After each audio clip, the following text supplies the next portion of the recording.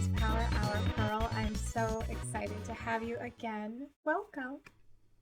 Thank you. I'm really bad at welcomes, so when people say welcome, I don't have one of those, I don't have a chip installed where I can automatically answer. So a lot of times when people say welcome, I say welcome back. It's like, hello. Yeah, no, I get that. It's like, what do you say back to that? I have no mother trucking idea. But your response was perfect. Thank you. It's good to be back. I think that's something I can say. Yeah, absolutely. I wanted you back because I wanted to do more cocktails. I feel like now that I'm doing sort of this video recording thing, whatever this is, that it can be a little bit more cocktail centric since you can sort of see me do things, even though my setup here is not the best for making cocktails. But you know what? I don't care. So today we're going to make white Negronis. Have you ever had a white Negroni before? No, I think I had once like a pre-made one that was, my friend gave me like a bottle and she said, this is Negroni, and it was 10-15 years old. So I took a sip of that. It wasn't cool. And so no, I have not had a good white Negroni. Ah, well, have you had regular Negronis like during the summer? On the porch? No. Other than that horrid experience of this like dusty, like weird Negroni that Dusty. I tasted. Ooh, yeah, it. It was a little antique, I think. Ooh, I don't know how I feel about that. Well, we're gonna make a white Negroni. So a normal Negroni is pretty much just gin, Campari, and sweet vermouth. But white Negroni, what we have today, we have Roku. Japanese gin. I picked this one just because it has a little bit more citrus notes to it. Then we're going to mix in Salers aperitif, which is a French aperitif, French gentilian aperitif. And then as our vermouth sort of placement, we're using Coqui Americano, which is a French, again, aperitif wine, kind of similar to vermouth. So what we're going to do is we're going to do very simple. Oh, I have not opened these at all. These are like hard to open. 1 ounce of each of these bad boys into our happy little mixing glass. You can't see my mixing glass, but it's there. I'll show it in a second. Oh, tons of fun. Pearl's already made a triple, so she's already good to go. I'm just gonna make a single. 1 ounce of each. Super easy. A lot of times, oh my God. Ugh, there we go. Man up and open that up. A lot of times you see recipes, they'll use more gin than aperitif. I find that I like equal parts just to sort of, so you feel a little bit more of the aperitif and the vermouth as more, to balance out the gin, because the gin can be a little bit overwhelming. So here we have our happy little, all 3 of them in our cup. Yay. I'm going to get my ice because I'm going to put that in there. Ugh. Oh, goodness. And then I'm going to have a big ice ball. Nope. That big ice ball did not work out well. Good joys. And then we're just going to stir. So happy stirring. This is a stir drink. Yeah, embarrassingly, I put it in a shaker the first time. Like, I tried out the recipe, and I'm thinking about it, and I'm like, this seems a little ridiculous. No, it's fine. Honestly, when it comes to, like, stirred versus shaken are usually things that have, like, more juices in them, so you can, like, incorporate it into the, incorporate the juice into the mixture more. But because this is mostly alcohol, traditionally speaking, you just want to stir it. Now that's traditionally, I say that as a person who drinks martinis that are shaken because I like the crystallization of it. So it's really honestly what you prefer. So here I have my drink that have ice cubes that are way too big. And then I'm just going to take an orange peel and squitch it and drop these bad boys in here. And voila, we have our white Negroni. Isn't that cute? Gorgeous. So cheers. Cheers. Alex got me the recipe, and so the the proportions are way different. It's 1.5 of gin, Mm-hmm. 1 ounce of the aperitif. Mm-hmm. The how do you pronounce it? The sailors? Co- Oh, Koki? Not sailor, Koki. Yes, Koki. and then 1/2 ounce of Sailor. So Oh. I kind of feel sad that I made myself a triple, because now I'm kind of like, I definitely want to try your proportions. Yeah. And you can do yeah, it. yeah, that's not a come on either. Oh, darn it, Pearl. No, it's something that you could really play around with, because I think a lot of times with cocktails, people get a little scared in terms of what the proportion should be. And you look at 1,000 different books and it'll say 1,000 different variations of it, like whether it be a 1/2 ounce to an ounce, So I think what's sort of fun, and you have to be okay with failing when doing this, but mess around with the proportions to whatever it is that you like. Like if you like more gin, you want to feel that kind of pine needliness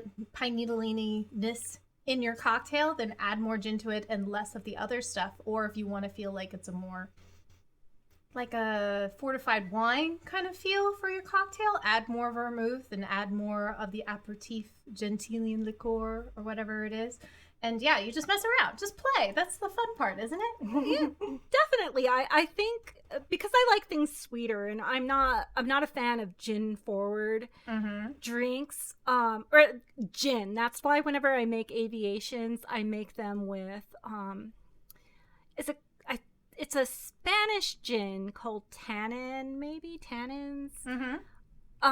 It's a very smooth gin, and I've had Roku before. Roku, it's very citrus for a gin, so it's one of my favorites.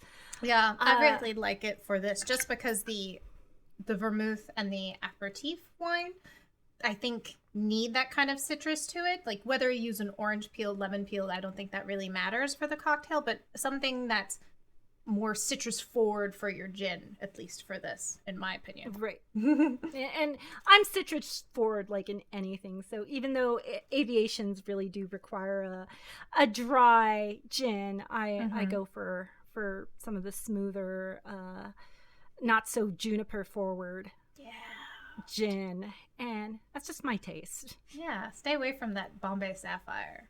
Come on, try something different. Come on.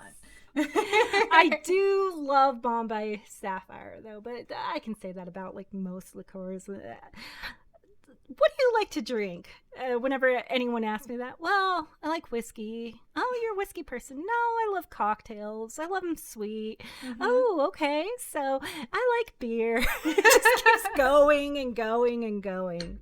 There's nothing wrong with that. It's gotta love it. You keep it in variety. You don't just like one thing. You like everything.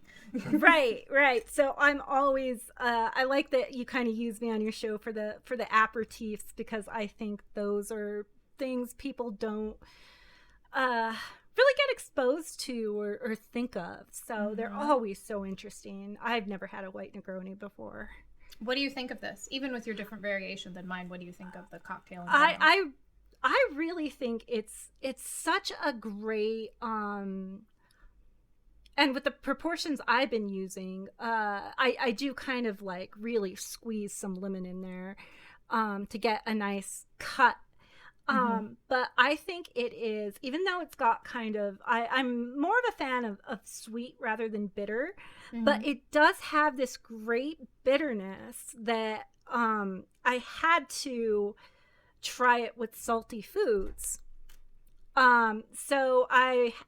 And one of these days, maybe I'll be brave enough to get on video, maybe. But if you ever invite me back, we don't know if there's an oncoming disaster as I finish this triple.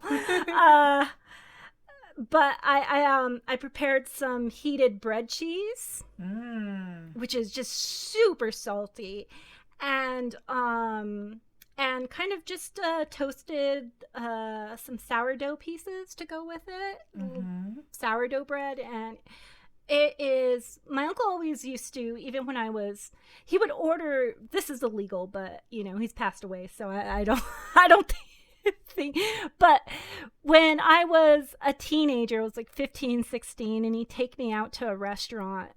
The poor servers, they would ask me, he would order a glass of wine, and then he'd order a glass of wine for me. And he was such an assertive person. They're like, we need her ID. He's like, I'm her uncle. It's fine. And he said, we'll have a glass of red. And then he would just stop looking at them, and he would start talking to me again, like, all right, you can go get that. I'm just sitting there awkwardly. And he used to be a state senator, so he kind of had, he kind of had this kind of nonchalantness, like, it's okay, I'm gonna make sure she gets out of trouble, just trust my word. He always used to tell me that the reason why he insisted that I drank was so I can get a good appetite before dinner. And so when we go out to eat, he said, you need to have a glass of wine before food. And he was just a complete, he's Spanish. And so, or was Spanish. And so that's the kind of European Spaniard part of my family. And so he was obsessed with everything Spanish, Spanish culture, visiting every year. So it was kind of a Spanish tradition that you always drink wine to kind of build up an appetite. Yes. And I feel like this drink is perfect. You get kind of, for a cutlery board, you kind of, with your salty meats and cheeses, and it really does go really well with food. Yeah, that actually ties super well into our first fun fact and what I have sort of associated with that fun fact. So give me a fun fact about Italy. The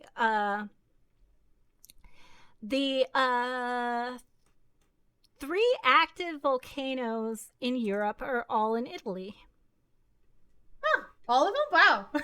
Yeah. It said on Wikipedia. It must be true. No. a few like places I looked up said that. Oh. So, so that's kind of, I don't know much about Italian culture, so I figured a little bit of geography. Yeah, absolutely. I know Vesuvius is still active, even though it hasn't erupted in a really long time. I don't know what the other 2 are. I don't even know any other volcanoes. Right. I wouldn't be able to pronounce them. It would be a mess. It's fine. I'm a tiny bit Italian, tiny bit Italian. Okay. So I have a little bit of Italian roots in me. But I want to talk about Italy because this drink originates from Italy, and very much like your Spanish uncle who likes to drink before dinner. The origins of a Negroni is to be a bitter aperitivo. So an aperitivo is a pre-meal drink, and that's the whole purpose of it. You want something that'll give you, what's the word I'm looking for? Give you excited, get your taste buds going for the meal to come. And something salty is perfect for that, like a little charcuterie board or some cheeses and such, something just to get the mix going. And typically, these drinks are slightly bitter, and that bitterness is supposed to stimulate the appetite and have and get the conversation going, as they say. Not that really conversation has to get going or anything like that. But, if you're having a proper European meal over the next couple of hours, because unlike us Americans who eat on the run and are just eat for 30 minutes and then we're done, right. It's an event.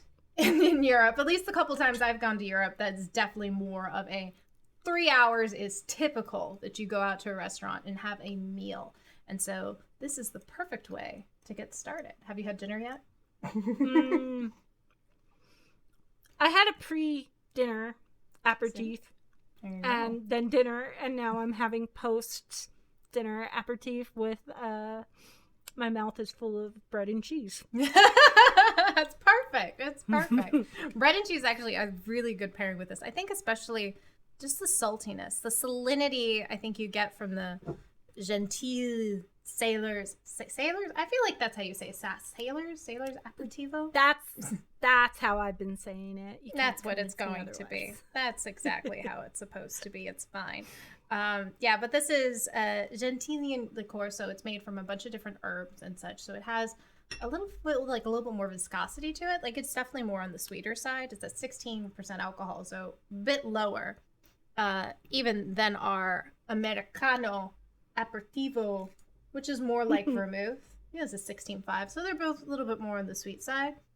But yeah, go with that salty goodness. Oh yeah, and there's nothing like bread cheese. And with bread cheese, you have to heat it up. You have to, because it gives it that kind of gooiness that goes with the cheese. It's really good. Sounds perfect. Now I'm hungry. I've already eaten dinner. This is my digestif versus my aperitif, but it's fine. I can eat twice. Yeah, second dinner. Yeah, I'm a hobbit. But give me a fun fact about bartenders or fun story, whatever you got. The first cocktail recipe book was, I think, created in 1862. In the U.S. So the first kind of, where the Tom Collins originated from, came from the first published cocktail book that a bartender created in the U.S. And I think his name was Henry? I think I talked about this like a couple episodes ago. His name was like James Henry. I forget his name, but yeah. Something Thomas, maybe? That's what it is. Thomas. I'm supposed to know these things, and I have no mother trucking idea. I don't know. I probably stole that from another podcast too, so that's why I know. No, you're fine. Yeah, he actually was really I know he worked in a hotel in New York City, and he really popularized the mint julep, like the whole swiveling the crushed ice with the mint and the whiskey. Like, that was his big thing. I have a friend who's so obsessed with mint juleps, and she's a big like antique nerd.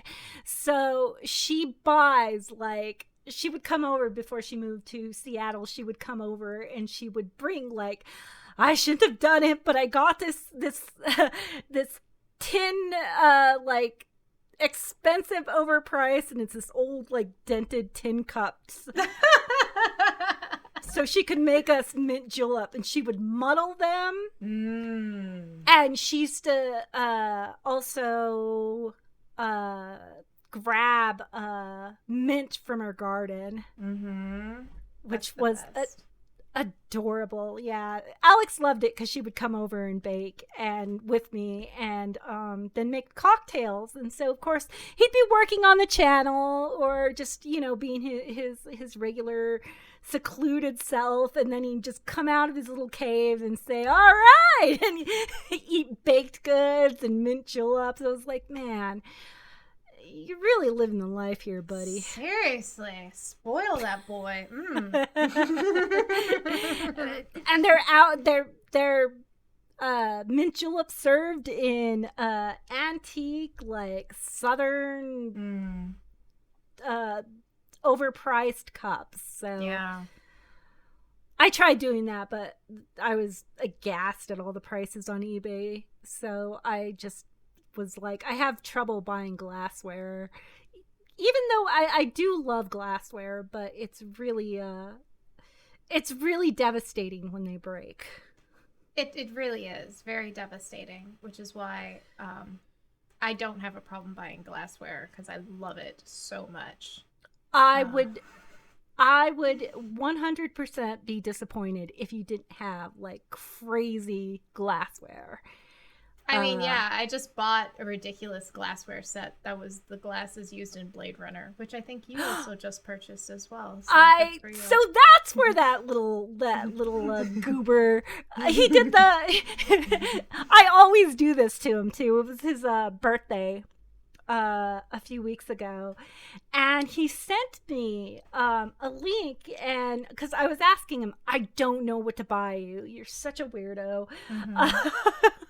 I like everything, but I had no idea what to get him, so I'm like, just give me something. And he did. He sent me the Blade Runner glasses, the link to them, and he said, too bad these are so expensive. These are amazing. And it's like, I play this game with you all the time. I say, look at that price, but I really love them.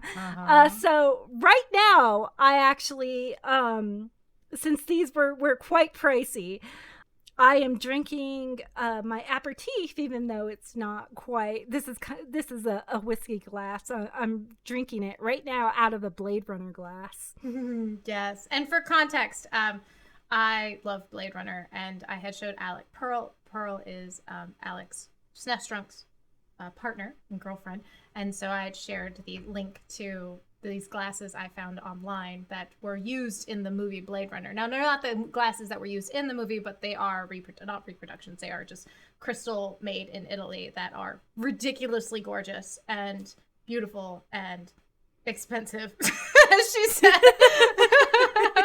They're amazing. I'll put a picture on the video so you could actually see what they look like. But yeah, they are gorgeous and heavy. Ooh, they're heavy.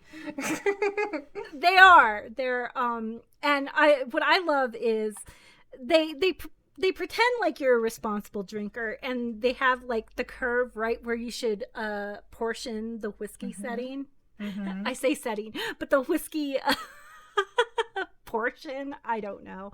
But what's I guess it's just glasses made by a famous Italian glassmaker, and they just featured them in the film. Yep, pretty much. That's it. They're just handmade Italian crystal. I mean, I think like, you get a lot of really well. Like, have you ever heard of Murano glass? Which is, have you? Sounds familiar, yeah. So Murano glass is actually made on the island of Murano, which is just outside of Venice, and they're hand blown, beautiful thing. Like, you can buy them if you ever go to Venice, or you can even buy them in the States. Just they can be trinkets, or they can be actual glassware. They're beautiful, different colors. They're gorgeous. They can be absolutely gorgeous. So I feel like glass making in Italy, just based off of Murano, which is very famous, and this producer, who name escapes me, honestly. I think they were made. I got these. They were based in Milan. Are just very, very beautiful stuff. Like, you can't go wrong. So right. Yeah. I love them. I actually like. There's two, so it's really like half of a birthday present to myself. So. Those are the best kind of presents, because that's really clutch right there. One year Alex got me a sandwich press that he uses more than me, and I'm like, that was a really great present. And he's like, what, you love sandwiches? I said, very true. It's just like that episode of The Simpsons where Homer gets his wife Marge a bowling ball with his name. I'm like, why didn't you inscribe your name into the sandwich maker? He said, oh, come on, I got it for you. It's just for you, but I'm going to use it. It's fine. It's fine. It's great. So I wanted to ask you about bartenders, because obviously we're making cocktails. I myself used to be a bartender many, many, many years ago. And I don't miss it one bit. So there's that. Just too late. I just see what they put up with. And their hearing is amazing. I can't even hear myself when I'm screaming out drinks. I mean, back when I was in my 20s and left the house, but yeah, not anymore. And then, just no, I don't have that kind of like social ability to just talk to like drunk jerks all day and act like they're interesting. Yeah, it's a skill. I have to say, it's definitely a skill. Thankfully, most of the places I worked were not like turn and burn that kind of way. Like, we didn't like try to push the rum and cokes, you know what I mean? We were a cocktail bar, so drinks took like 5 minutes to make because they were so complicated. So there wasn't really that kind of culture that I bartended, you know what I mean? Just that like college bar, order your 7 and 7. Like there was none of that. Your flaming Dr. Pepper. Mm-hmm. Ew, God, those memories. Jesus. Yeah. Unfortunately, I went to college in Las Cruces, which is just like an hour and a half, 2 hour distance away from Juarez, Mexico, where the legal drinking age is 18. So flaming Dr. Peppers, like just sewage beer. They used to have what's called Drink Till You Drown. Yeah, that was the name. Drink Till You Drown. And you'd go there as a 19-year-old and you'd have to cross the border, and it was so sleazy. And you would pay, I think it was a $15 cover fee for unlimited drinks. Oh my God. Yep. Oh my God. And all the college students from El Paso and from Las Cruces would go and spend time. I mean, these are like 18, 19. It was terrible. Like, no one in their right mind, despite it being unlimited alcohol, would go there, being 21 or older, because like the quality of liquor was so terrible. Oh, it was sleazy. Like, I'm glad I don't have children, because I think to myself, I don't want them murdered in Mexico at 19. And I used to put myself in this situation, even though I did know better. Yes, we all did that in college, though. Like, come on, let's be real. We all did stupid stuff like that. Like, yeah, we did. Yeah, but now we're like old. And now we can look at the other generation and roll our eyes at them. Exactly. And we have the right to, because we went through it. Waving our fist in the air. Or like an old man screaming at the clouds. I love it. Oh my goodness.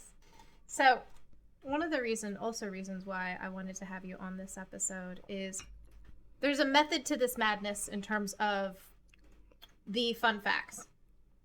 Italy, bartenders, and Tifa. Tifa. I think I know where you're going with this too.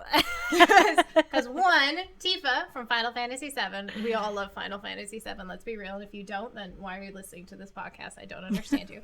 Two, Tifa is a bartender. And Italy ties in because Tifa was just in the Italian Senate like recently, so that's like that correlates, right? Some Tifa porn in the Senate, so yeah.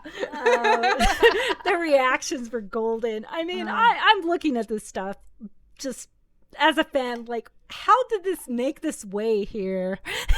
And I just don't understand. But what's golden, and I advise any one listening over the age of 18 to go kind of not watch the actual porn, but watch the reactions of some of the Senate members, because they're confused, but they don't process it for a while. It happens for quite some time until their expressions become horrified.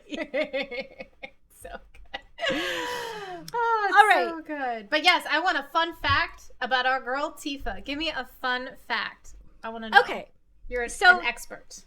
And it's kind of like, I don't think anything's a fun fact, because I spent so much time as a teen like obsessing over all the facts and development of Final Fantasy VII, that it's like everybody knows this, and it's like, well, all the ultra nerds do. So for the ultra nerds, let's go over some well-known facts about Tifa. So originally, Tifa was her design was originally meant to be the main and only heroine of Final Fantasy VII. Although they say Aerith was the original heroine, the original heroine's name was Tifa, had Tifa's design, and had kind of Aerith's backstory, being kind of an ancient, and kind of had the magical girl role.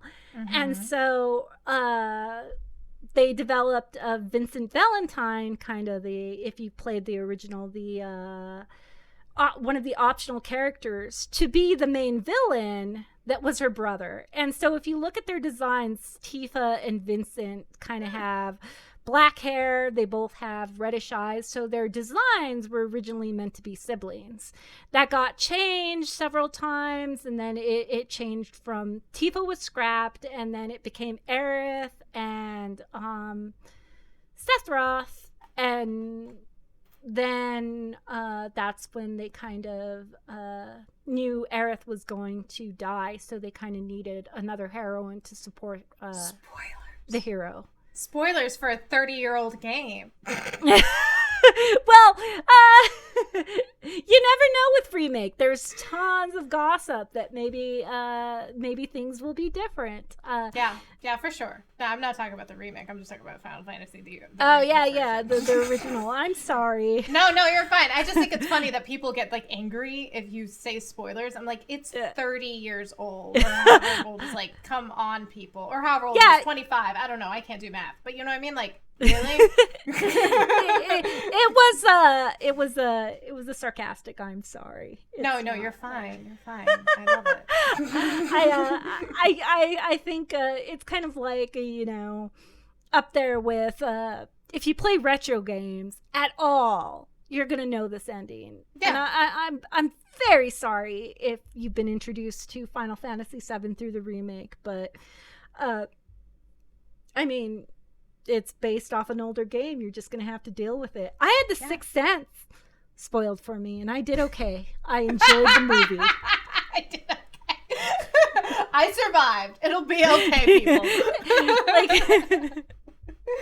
most like craziest plot twist. And in fact, this is a fun fact about Final Fantasy VII. Mm-hmm. No, it's just me just being completely just talking about myself more, as I'm prone to do. I was first introduced to Final Fantasy by seeing commercials. The North American commercials say that Aerith dies. They say, I think, because I remember watching TV, it was near Christmas, and they said, a love that could never be. And it shows like Cloud kind of putting Aerith into the water, and then kind of a hate that always was, or something like that. I don't know. It's been years since I saw it, but they completely spoiled it. I knew she was going to die. That's why I bought the game, because I said, oh my God, you have a game based off of a tragedy. So I said, who kills off one of their main characters? And that's the reason I bought it as an 11-year-old kid. I did not know that. Yeah, I remember seeing that commercial. They spoiled. That's what, because it was right when the Nintendo 64 was being released, and I was torn because it was Christmas. I'd only get one console, and my poor mother knew I loved video games. She barely had any money, but my poor little heart would be broken if I didn't. And it was the first time I got to get a console that I didn't have to share with my brother. So it was absolutely like Sophie's choice. Do I get 64 Nintendo and play Mario, or 64, or do I get like the PlayStation, which had all these, I remember all the kids talking about, playing CDs as video games instead of cartridges, which was really cool. But it was that Final Fantasy VII commercial that made me go with the PlayStation. How do you feel about your choice now? I think it's led to an unhealthy obsession, but I kind of made it out okay. I mean, I'm still a functioning adult, so, Oh, goodness. I was never going to go the N64 route. I was PlayStation all the way after the Super Nintendo. Just because there were more RPGs on the PlayStation than there were on the N64. I mean, you had Zelda on N64, which I totally missed out on because I went the PlayStation route. But you know what? I got Final Fantasy. I got Final Fantasy Tactics. I got Xenogears. I got Star Ocean 2. You know, I'm not mad. I did manage to one of my cousins was an avid gamer, so we do trade off. So he would lend me a 64 and PlayStation, so it worked out. So I was able to play Zelda and all that stuff. But see, I never got to. I missed out. I still haven't played like Ocarina of Time or really, yeah, I haven't. Alex, or maybe Alex, if you are SNES drunk when you've heard his reviews of is this game worth playing today? I think he's complained about this one time that where he said Ocarina of Time hasn't aged well and it's not that great. I think he's full of crap. I am not stuck in my nostalgia. It is an amazing game, super cute, and he's kind of dumb. But we'll save that for his comment section. I should go there as kind of an anonymous. I will. Like, Alex, you're dumb. Only I won't go anonymously. I'll just be like, Alex, you're dumb. Signed, Petee. Thanks. How dare you not like the things I like? It was a really fun game for the time. But no, I think that kind of fuels my just attachment to Final Fantasy VII. That was the first time I got a console all to myself, and that was the first game I played on PlayStation that was just mine, because usually as the younger sister I would just watch my brother play video games. Oh yeah, that's what my sister did with me. She would watch me play video games. So. Oh, are you older? I'm older, yeah. No, I actually, it was kind of probably around a few years ago. I have friends that don't game, but sometimes if the game's interesting enough, they like to watch me play. So that's kind of cute. I liked watching my brother play games, but it's so much more fun just to play it yourself. Oh yeah, absolutely. But something adorable, like having siblings sit there and play, like, you know, watch the big brother or watch the big sister play. Oh. I would have to say the dialogue out loud to my sister, so I do stupid little voices, whatever, because she's like a couple years younger than me, so like I'm 8 or 10 or whatever, and she's a couple years younger. So was that like she was like 7 when a game came out, and I'd have to read it because she couldn't read fast enough, so I just say it out loud to her. You know, just like things like that, just super cute. I think back on it. That's adorable. I mean, that's so cute. I would get games for my niece, like, you know, back when she was cute. Now she's a teenager and she sucks. Yeah. Like, I don't know if she wants to murder me or not, or, you know, they cry every second. Yeah. It's difficult. When she was really tiny, I gave her my DS. Of course, she was too young, but so she couldn't read, and I would get her Tinkerbell or whatever princess games, and I would have to read the entire thing to her. And I mean, when you're an older sibling, I think you're far more patient than being an adult, because as an adult, I'm like, geez, just learn how to read. I hate this game. Yeah, I probably felt that way when I was younger, but I don't remember if I was like hating life for reading it out loud. But now I think back and I'm like, damn, we were cute. That is really, really cute. I think video games have a bad rap. It really does. It forces kids to interact with each other. Like, they're learning how to read, reading. The multiplayer about it, you know, like playing Mario Kart as a kid, the socialization. Like, even though people think like video gamers are so antisocial, but in reality it can be like the complete opposite, because you can couch co-op, and especially now with online gaming, socializing in that aspect, like, you know, it's good. Oh yeah. Like, your weirdo kid gets to come home and like actually talk to somebody else because they get online, if they're just not like good at interacting with people in real life. Yeah. I think it's pretty healthy. I always try to advocate for you know, how the games are an art.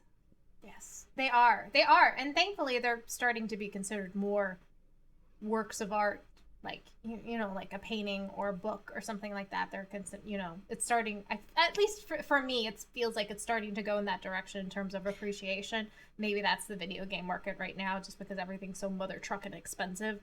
Right. But you know, as we get older and things start to, you know, cartridges and such start to become more rare and people value them and more. There's a what is it? Indie games have really kind of changed the way you approach games too, because now we have just strange interactive ways of representing gaming. It's really cool. Yeah, unique sort of meta experiences or topics that they haven't delved into before, you know, like social anxiety. I mean, I don't, you know, things, tons of different anxieties and things that you can dive into with video games that you never could before and sort of relate and cope with. It's really become more therapeutic, and I think a great way to not experience that, but to sort of cope with those feelings, anxieties. You know what I mean? Oh, yeah. I don't know.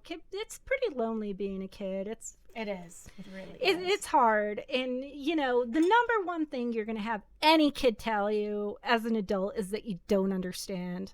I know if there's any, like, parents listening, but I will give you a few $1,000 if you tell me right now, and honestly are truthful, that your kid has never said, your teenage kid has never said, you just don't understand. Yeah. Yeah, I played, was just talking about this, I think, to a friend of mine, and she's in her 60s, and kind of her idea of video games was, you know, you shoot people, they're violent, they're just about getting your aggression out. And I would talk about, you know, I talked about, of course, Final Fantasy VII and other RPGs. And then I mentioned specifically Soma, which is, have you ever heard it? Yeah.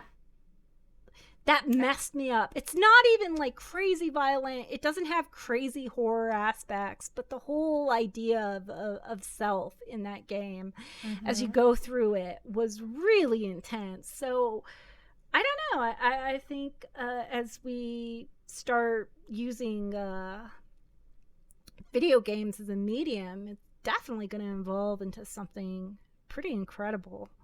Definitely.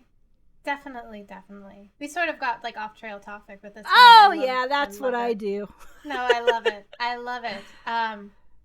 But tying it back to Tifa and her bartendingness. In Final Fantasy VII Remake, she actually makes Cloud a couple of drinks. What kind of drink do you think Tifa makes? Do you think a White Negroni would be one? You know Tifa best, so I ask you. She makes Cosmo Canyon. That's the one he's supposed to really like. She makes him one first, and he drinks it and tastes it, and then she kind of tells him, let me make you something a bit, I think it's supposed to be a harder type drink, and gives it to him. So I would, especially with Cloud trying to always be this badass character, I think it is a very spirit forward, but it's popular.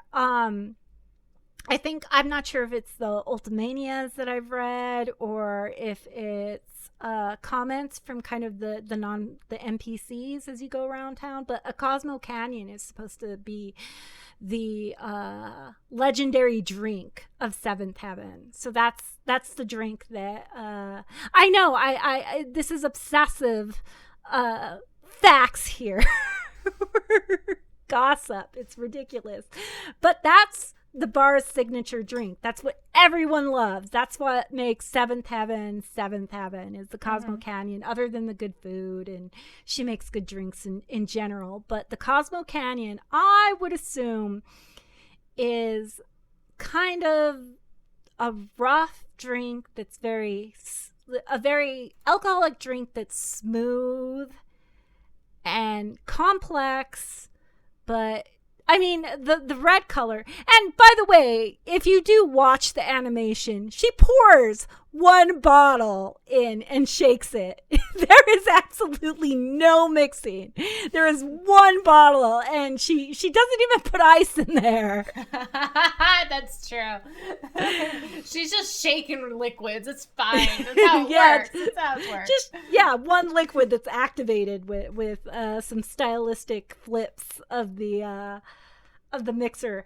No, I would assume it would be kind of a very strong, smooth drink. The red color makes me think it would be sweet, but that's my interpretation of the Cosmo Canyon. I forget which the first drink she makes, though. It's kind of a clear color.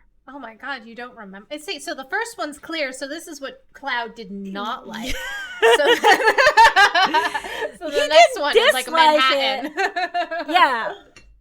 But she says something how it's not to his taste, and she says, well, let me fix that, and she makes Cosmo Canyon. And it's red, like Red 13's fur.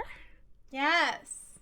So so in reality, we should be making regular Negronis because those are red, and then we could have just been actually Tifa, and in our pretend like we always do, because who doesn't want to be Tifa? But I could never wear those outfits, but geez, are they good looking. Oh, she makes them look good. That's pretty goddamn sure. Right? Alex is checking her out sometimes. He's had a few minis. Like, damn, she's good looking. I'm like, how dare you look at my wife?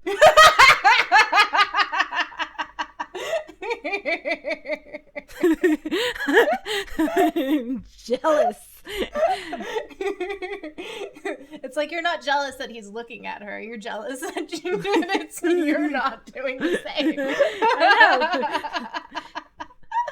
know. It gets pretty. I don't know. Maybe I've had like way too many nerdy male friends in my life, which has been strange. I definitely think I get along with women better, but I tell my niece who's 16 about. I think that video games with women is much more common now. But back in the day, like in certain neighborhoods, girls did not play video games very much. Nope. I had 0 friends who also played video games, so I was a closet video gamer because I was also afraid to tell anybody because I didn't think it would be socially acceptable. It was just me and my sister. I mean, like when I was a kid, like 8 years old, I played with the girl down the street. We would play like Mario Kart or American Gladiators, which is horrible, but we played it. It was great. And those kind of games, but never the RPGs. Like those are always my happy little secret, and I was always afraid to. I was afraid to tell people because it wasn't common, or not. Maybe it was common. It was just more girls like me who were just afraid to come out. You just don't know. There's nothing really shameful about it, but you kind of then, it was different. Yeah. It was strange. You just kind of instinctively knew, like, maybe I shouldn't let people know. I remember I was constantly, because when I first played Final Fantasy 7, I was, 11. I really couldn't beat the ultimate weapons, like, I was a sloppy gamer.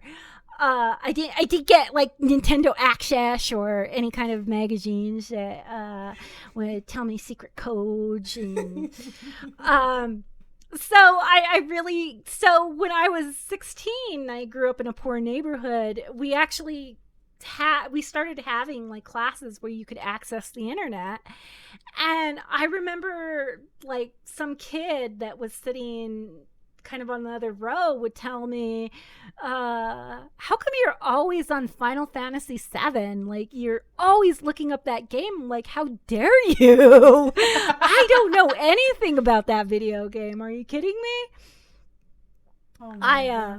Yeah, I was saying, I think I made up like some lame excuse, like, it's new and I haven't played it for 5 years, or and I'm trying to finally figure out how to not get one shot.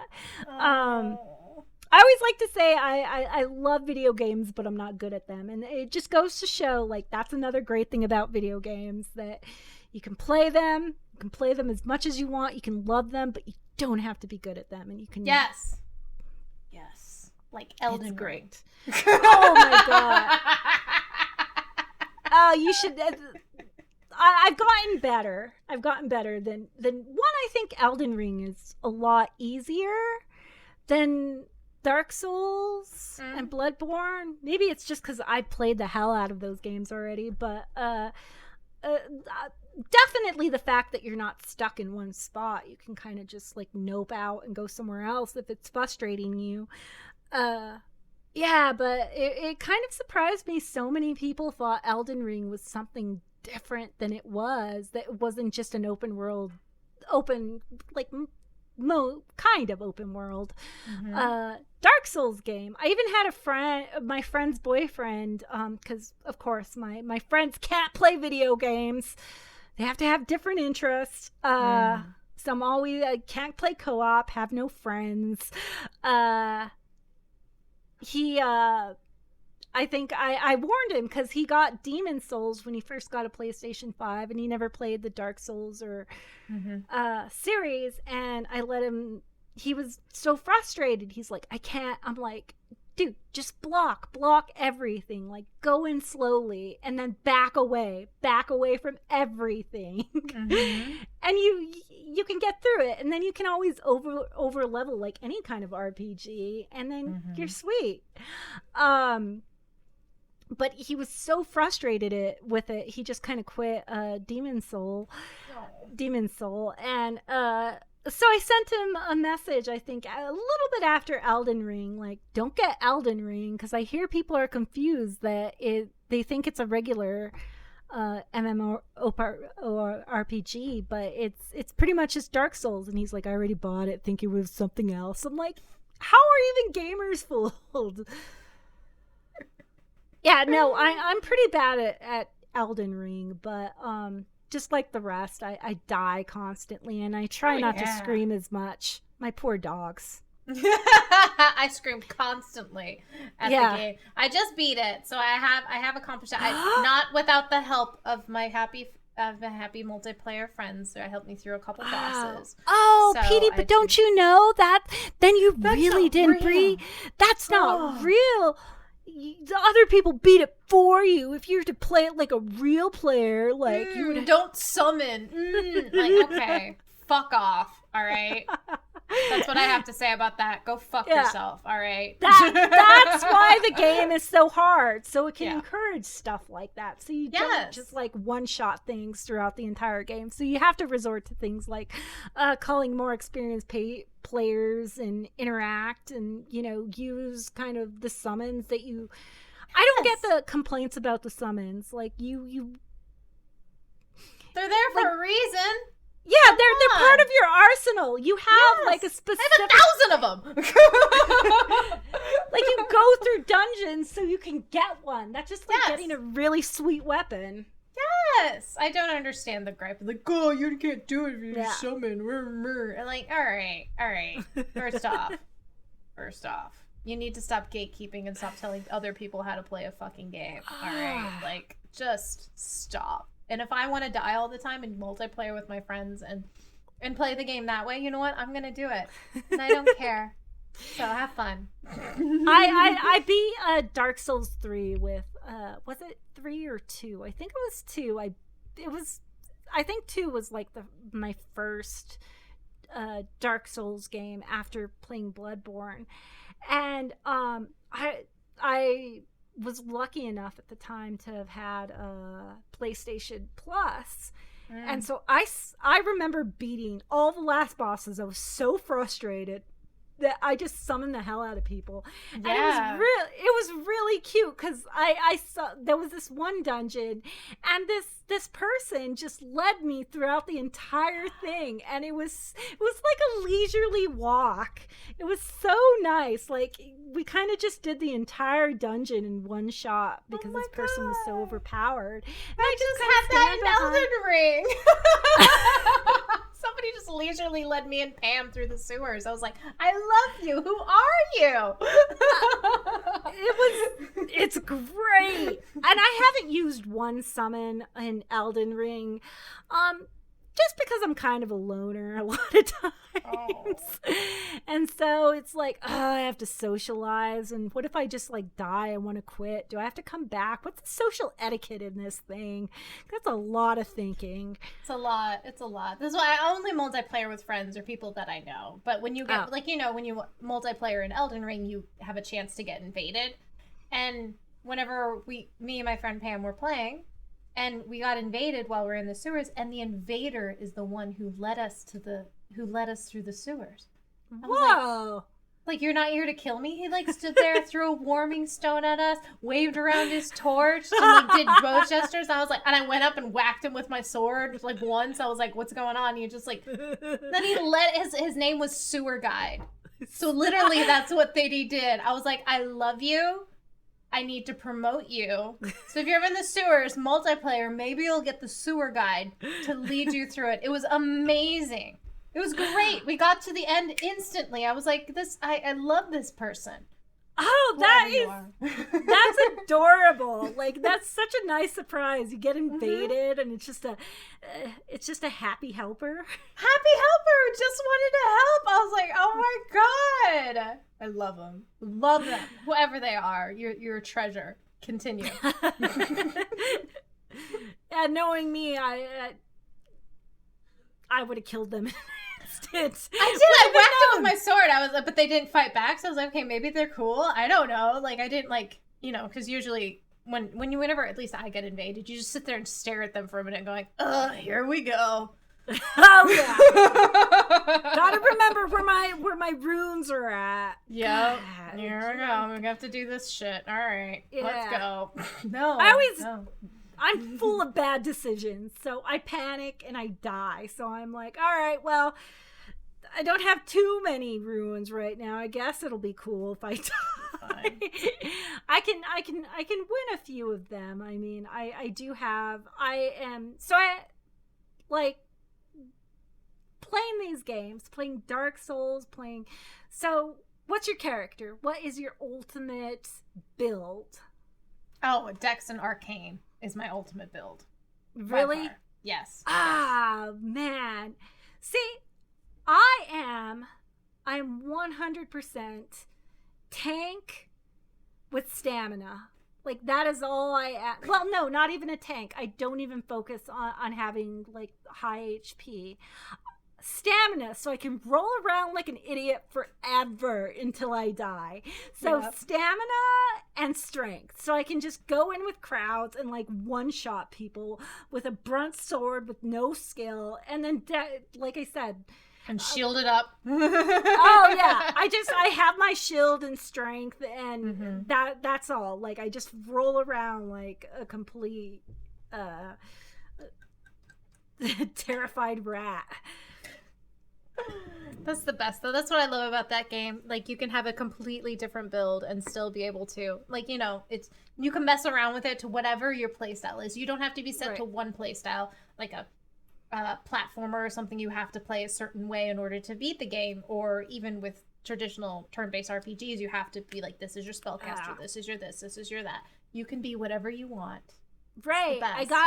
I got this great mix of, because I never choose faith. I never choose. I think I chose Confessor, which is close to the Paladin. So it's kind of a warrior with faith and healing magic and stuff. So that's what I'm playing now. And so far I've kind of upped.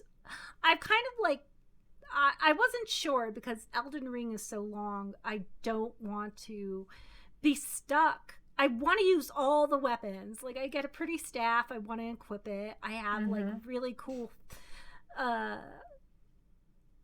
really love all the magic spells that you get, but I'm like terrible as a mage, so I'm just too sloppy. So it's kind of like, I did play Dark Souls 3 primarily as a mage, but this time I'm trying to really stick to that Paladin class and do strength and faith, but we'll see how that goes. We'll see.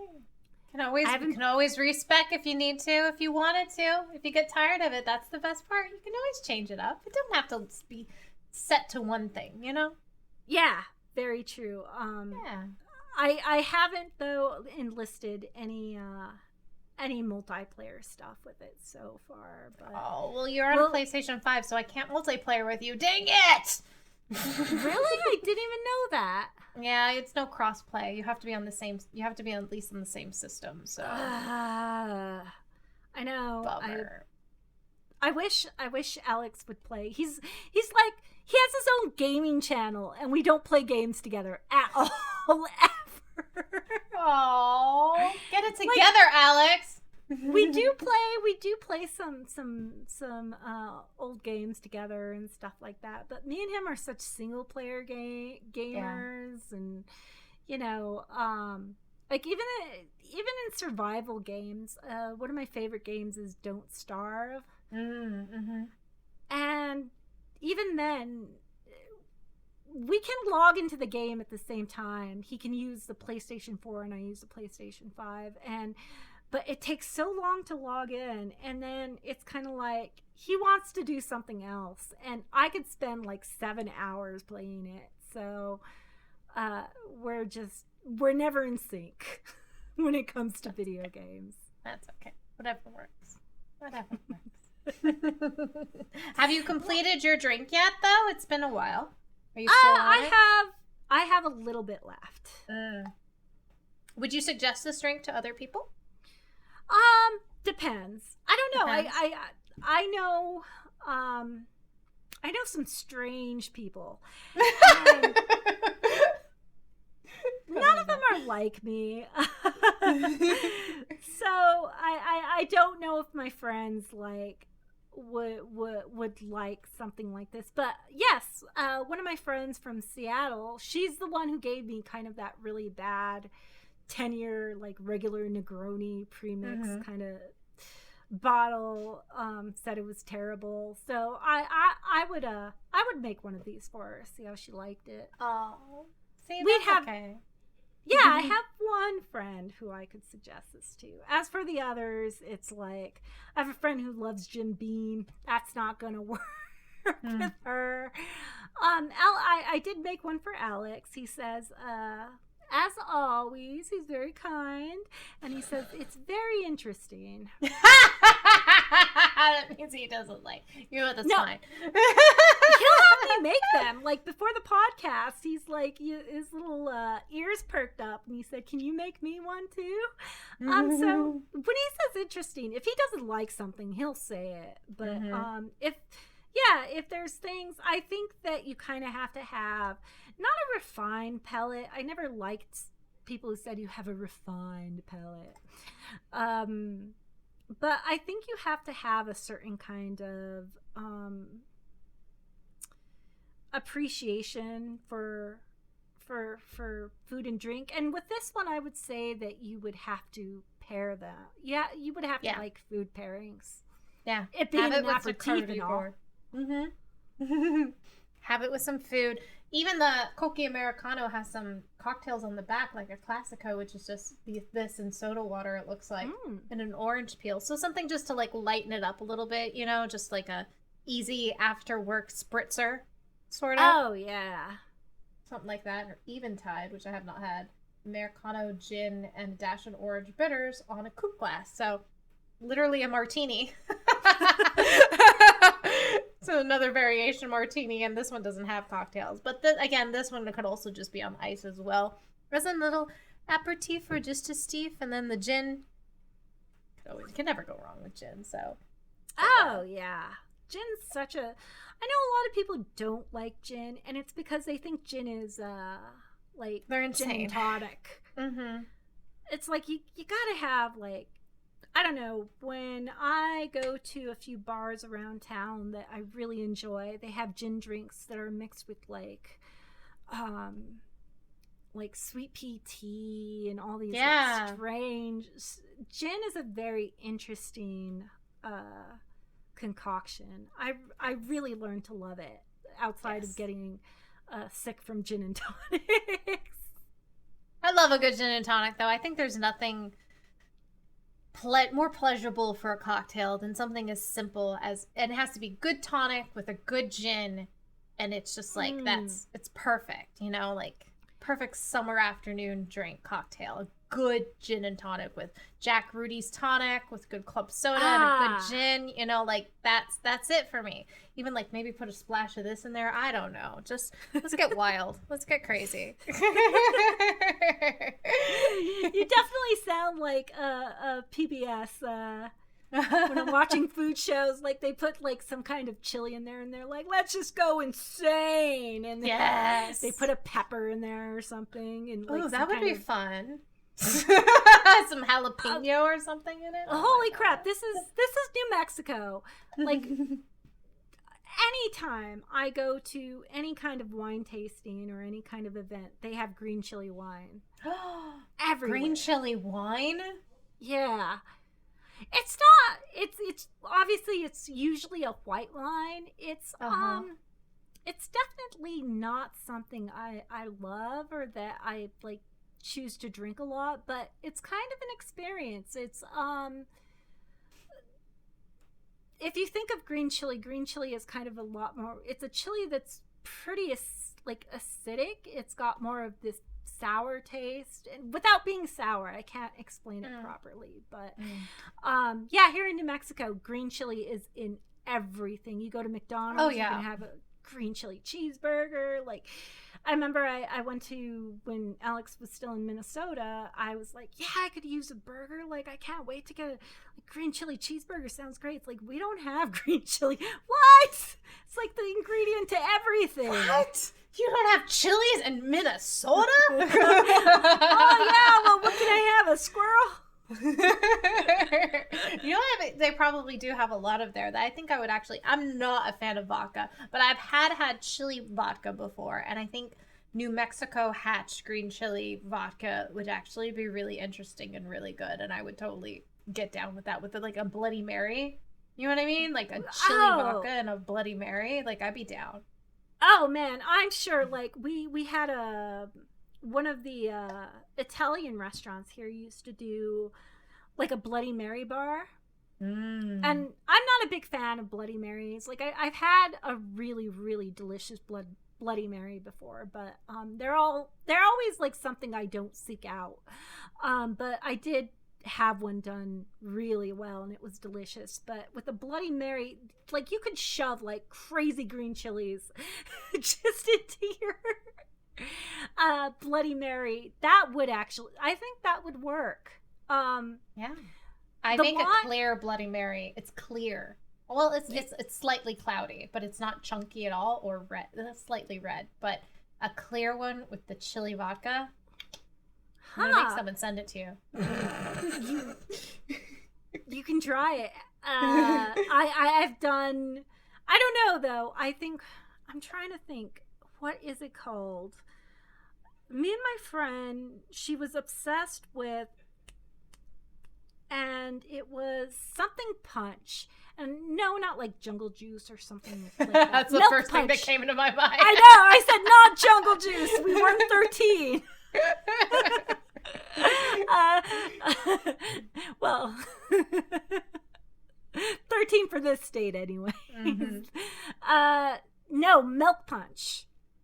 Oh, I've heard you talk about this before. Yes, milk punch. It was, yes, I forgot what you described it, but I remember you mentioning it before. Yeah, like you need cheese bread, yeah. like not cheese bread, like cheesecloths to make it, and it's like this 24-hour process. And so she gave me like a big jug of it to take home, and every night I would pour it into a glass just so I could have like the craziest either nightmares or dreams that I've ever had in my life. What is this stuff? I know it has like just these tons of spirits in them, and it's clarified milk punch. That's what it's called, and it is.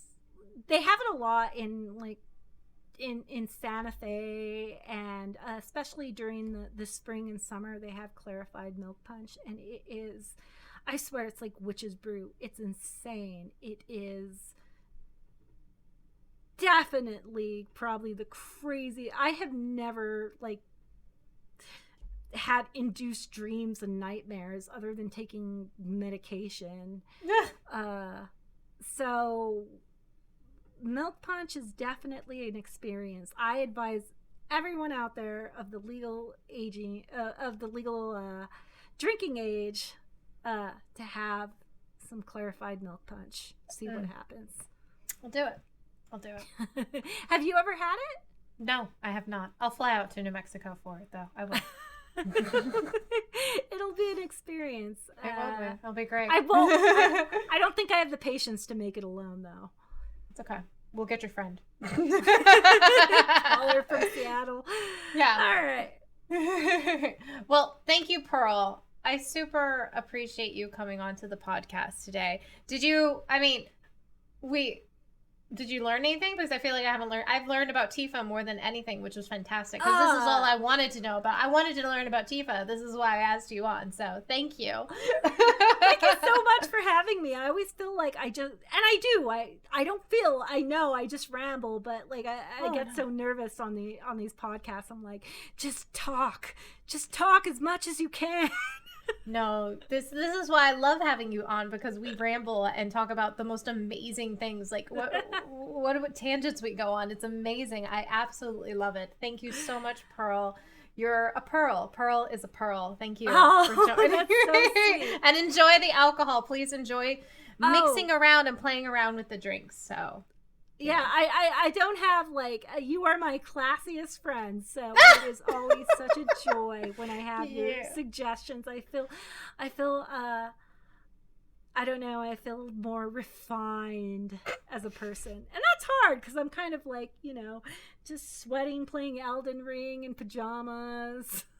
Girl, that is me every day, all day, every day. Sweating, playing Elden Ring, screaming at the TV, Jesus fucking Christ, oh my God. Like, yes.